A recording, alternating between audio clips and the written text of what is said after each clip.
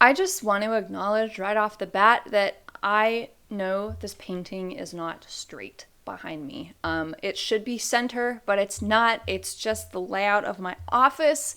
I'm sorry if it bugs you. I don't know what to tell you. But we're not here to talk about that. We are here to talk about questions that every writer should be able to answer. These are questions that I have come to ask myself as a budding writer, or author, I should say, as well as questions that I've asked authors that I've worked with, as well as questions that I've picked up from other people asking writers. So this is coming from a variety of sources, and I thought it was just a really great educational opportunity for those of you out there that are starting your writer/author journey. Let's not waste any time. Let's just dive right in. The first question is obviously, what's your book about? Everyone from every corner of the world, if you tell them that you're writing a book or that you're a writer, they're going to ask you what you're writing about. Your goal with this question is to be able to answer it in 2 sentences or less, and I'm going to tell you why. I have asked this question myself to a lot of different people, and more than I'd like to admit, I have gotten very long-winded, convoluted answers. And this is bad for a couple reasons. One, it makes you come across as not professional, especially if you're pitching to agents or small publishers or people who might have connections. And 2, it makes your book way less appealing. If you can't even describe it, what tells me that I'm going to enjoy it? That might be harsh, but I'm not here to fluff you up. I want to give you straightforward, honest, authentic feedback on what this question means and what your opportunity is for it if you want to give a really great answer. So for example, my book, it very recently came out. It came out on June 20th. And when people ask me, oh, what's The Finer Things about? I tell them it's a coming-of-age memoir all about my experience working and living in Yellowstone National Park as a housekeeper. It's a mouthful, but it gets the message across, and it does that in 1 sentence. And then right away, people are like, oh, wow, yeah, that's really cool. They instantly get it. They're instantly intrigued. And it's not a headache for anyone to understand it and want to be excited, and even more so, support that. So I have a couple templates for you if you're struggling with how to describe your book. One example is my story is X meets Y. And actually, I forget where I heard this, but I believe that some Disney producers or people or whatever used this when pitching The Lion King to get it made, because everyone was asking what is The Lion King about? I'm just having trouble understanding it. I'm not getting it. And the way that they pitched it was The Lion King is Hamlet set in Africa. Boom, everyone got it. Yep, awesome, love it, green light, go make that thing. Try it out, play around with it, and see what you come up with. The second question is, what genre is your book? I feel like this is kind of related to the first question. And the reason I'm including this is because some people don't have an answer to it. They're thinking, oh, well, it's mostly this, but it's got a little bit of this, but, the undertone is sort of like this. And it's like, no, just tell me, basically, roughly, what genre is your book in? There's going to be 2 major genres. There's going to be fiction and there's going to be nonfiction. And then there's going to be subgenres underneath those. For nonfiction, it might be self-help, it might be business, it might be memoir, I don't know.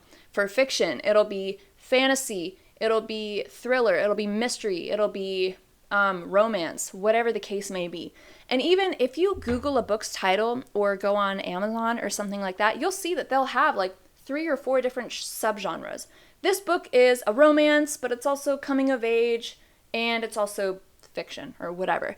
So very, very generally, you'll just want to say, my book is pretty much this. Your goal with these questions is to offer clarity. Number 3, which is probably one of my favorite questions to ask, is what inspired you to write your book? This is half the fun. This is a great storytelling opportunity for you, and I think it's half of what makes the book interesting to begin with, especially if it's nonfiction. This is your opportunity to really kind of have some fun. It markets your book, really. At the end of the day, when people ask, so what inspired you to write this book, is very unique, or it's very compelling, or it's very, I haven't seen a book written like this before, This is your opportunity to really sell the book and make it appealing, whether you're pitching, whether you're marketing it, whether you're launching it, whatever the case may be. This is just a really cool opportunity to connect with someone person to person that happens to be about your book. So I have a few approaches for this if you're a little lost on maybe how to answer this question. So the first approach is going to be cause and effect. X happened to me and Y was the result, and that's why I wrote the book.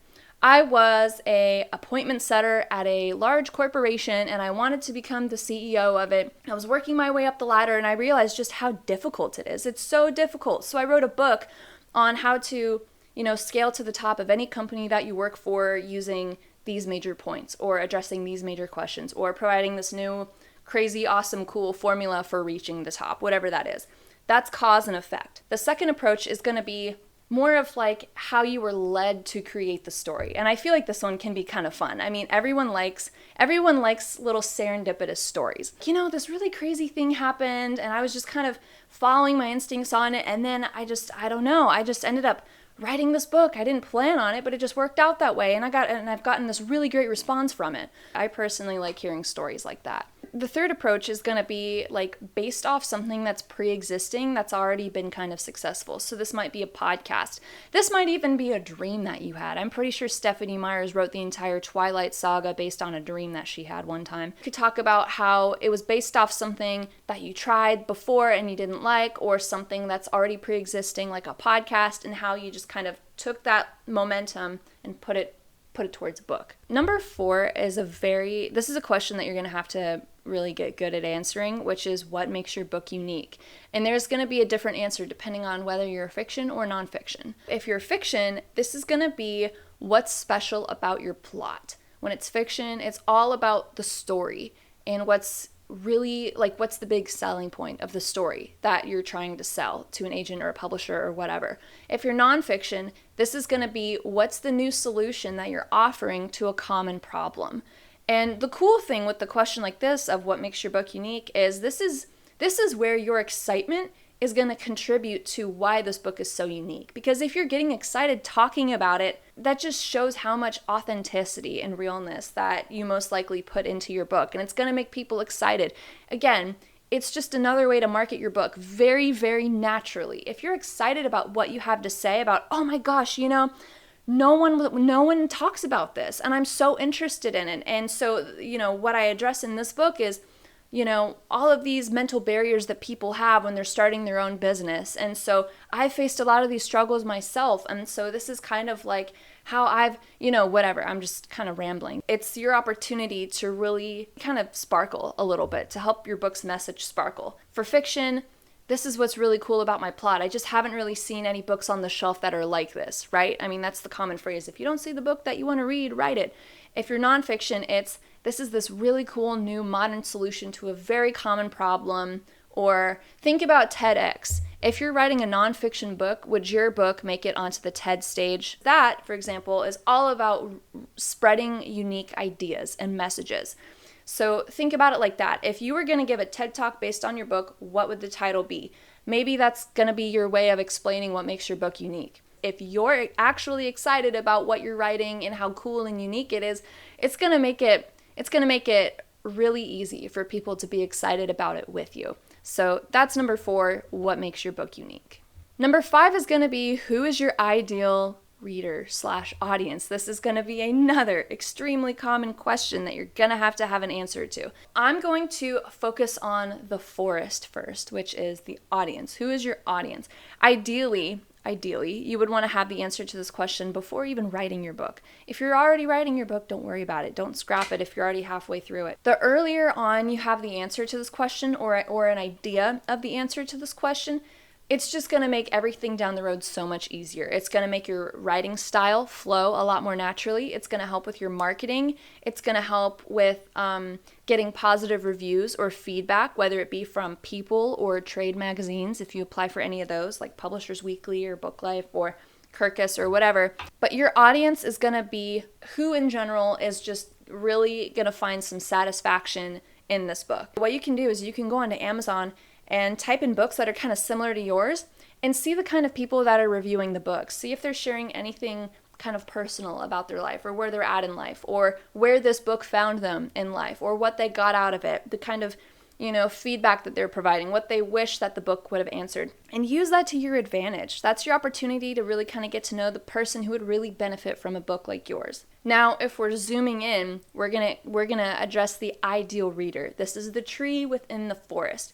This is especially going to help you with your marketing, with any kind of promotion that you do around your book. If you can individualize your message, that's going to make it so much stickier. What keeps them up at night?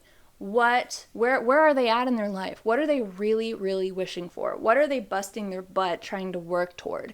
This is your opportunity to get really, really clear on the specific person who would benefit from your message. If I'm in a room talking with you and we're on a podcast, we're on a coffee date, whatever kind of setting is more natural to you, almost kind of like playing a picture in your head, what would that kind of conversation look like? What's the kind of stuff that you would want to pass on to them? That's your opportunity to really, again, just make your message super sticky and create a lot of appeal toward your book and the book's message. So who is your ideal reader and who is your ideal audience? Number 6 is going to be, what's your reader going to learn or experience? This is especially important if you're a debut author, because it's going to be a big risk all around trying to get your book out there, because publishers and agents, there's no history for them to look at to see like what your history of success has been. And for a reader, they don't know what they're getting into because there's no history. A book is the cheapest, but also the longest form of pleasure or entertainment that anyone can invest their time into. This is hours of time people are going to be spending reading your book. And the longer the book, the more of a time commitment it's going to be. And they want to know that it's going to be worth it, that it's going to be satisfying, that it's going to answer their questions. What is your reader going to learn or experience? I'm going to have you try something. I want you to pretend like you are writing the back cover description of your book.